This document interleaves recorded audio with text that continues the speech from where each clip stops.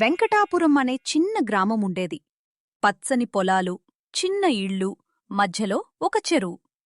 కాని గ్రామం చివర్లో ఒక చోట మాత్రం ఎవ్వరూ వెళ్లరు. అది ఒక పాత మర్రిచెట్టు. ఆ చెట్టు చాలా వింతగా ఉంటుంది.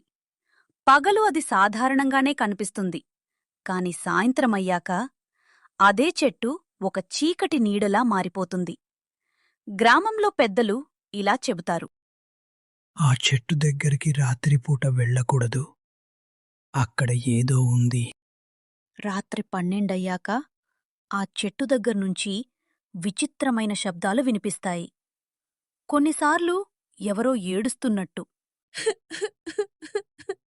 కొన్నిసార్లు ఎవరో నవ్వుతున్నట్టు. ఎవరైనా ధైర్యంగా దగ్గరికి వెళ్లాలని ప్రయత్నిస్తే వాళ్లకు గాలి ఒక్కసారిగా తాకుతుంది. గుండె బలంగా కొట్టుకుంటుంది. మరియు వాళ్లు తిరిగి పారిపోతారు. ఆ గ్రామంలో కొత్తగా వచ్చిన బాలుడు ఆకాష్. అతనికి ఈ కథలు వినగానే నవ్వొచ్చింది. ఇది 2026వ సంవత్సరం. ఇంకా దయ్యాల కథలు నమ్ముతున్నారా? ఈ రహస్యాన్ని నేను ఛేదిస్తాను. అతను నిర్ణయించుకున్నాడు. ఒక రాత్రి టార్చ్ లైట్ పట్టుకుని అతను ఒంటరిగా ఆ చెట్టువైపు నడిచాడు. గాలి ఒక్కసారిగా బలంగా వీచింది. ఆకాష్ చెట్టు దగ్గరికి చేరుకున్నాడు.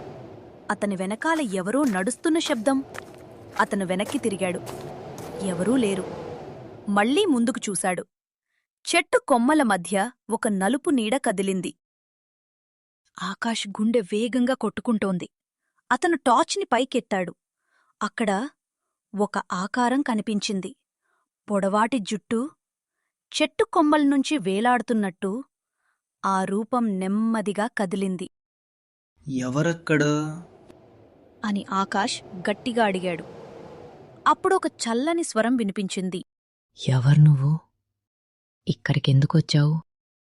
ఆకాష్ భయపడ్డా వెనక్కి తగ్గలేదు. ఇలా అంటాడు. నేను ఆకాష్. మరి నువ్వెవరు? ఆ రూపం నెమ్మదిగా దిగింది. అది ఒక యువతి రూపం. ఆమె ఆకాష్ వైపు వచ్చి ఇలా అంటుంది. ఇది నా చెట్టు.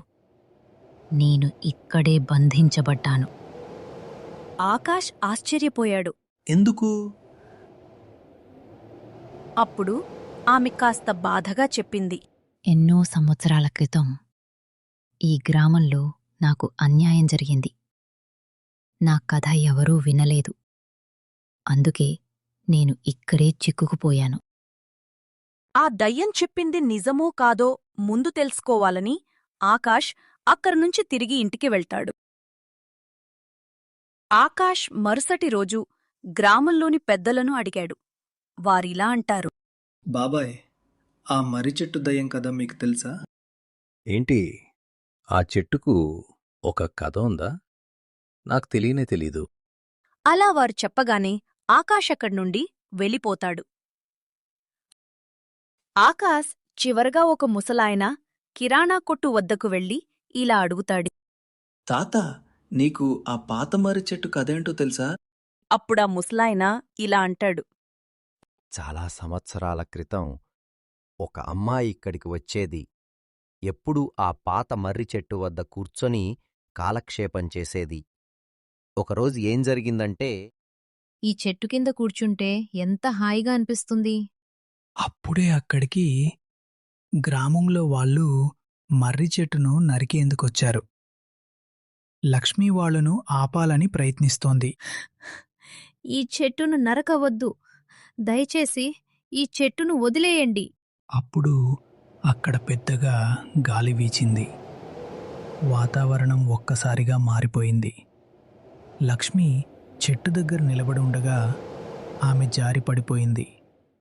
ఆమెకు గాయమైంది. గ్రామస్తులు వెంటనే సహాయం చేయలేకపోయారు. ఆమె చాలా నిశ్శబ్దంగా ఆ చెట్టు కిందనే చివరిసారి కళ్ళు మూసుకుంది.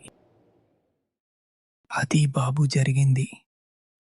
కానీ ఊళ్ళో చాలామందికి ఈ కథ తెలీదు.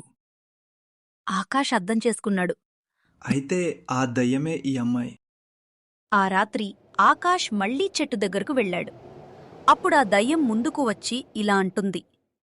ఏంటి ఆకాష్, మళ్ళీ ఎందుకొచ్చావు? నీ కథను అందరికీ చెప్తాను, మరియు ఈ చెట్టు నీకు ఎంత ఇష్టమో నాకు అర్థమైంది. నీ కథ తెలిసాక ఈ చెట్టుని ఎవరూ నరికివేయరు. ఆ రూపం నెమ్మదిగా ప్రశాంతంగా మారింది. గాలి ఆగిపోయింది. ఆకులు నిశ్శబ్దంగా నిలిచాయి.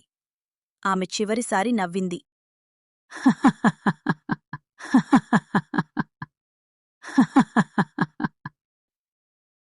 నీకు ధన్యవాదాలు. ఇక నేను వెడుతున్నా. అంతే, ఆ రూపం క్రమంగా మాయమైంది. ఆకాష్ ఊళ్ళో అందరికీ ఆ దయ్యం కథ చెప్తాడు. అప్పుడు ఊళ్ళో అందరికీ భయం పోతుంది. మరుసటి రోజు నుండి ఆ చెట్టు దగ్గర ఎలాంటి శబ్దాలు వినిపించలేదు. గ్రామస్తులు మళ్లీ అక్కడికి వెళ్లడం ప్రారంభించారు. ఆకాష్ చెట్టు కింద నిలబడి అనుకున్నాడు. కొన్ని కథలు భయంకరంగా కనిపిస్తాయి, కానీ వాటి వెనుక ఒక బాధ ఉంటుంది. ఈ కథలోని నీతి ఏంటి అంటే, ప్రతి భయంకరమైన కథ వెనుక ఒక నిజం ఉంటుంది. భయాన్ని ఎదుర్కొంటేనే నిజం తెలుస్తుంది. హాయ్ హలో ఫ్రెండ్స్, మా ఛానల్లోని స్టోరీస్ మీకు నచ్చినట్లయితే తప్పకుండా మా ఛానల్ని సబ్స్క్రైబ్ చేసుకోండి.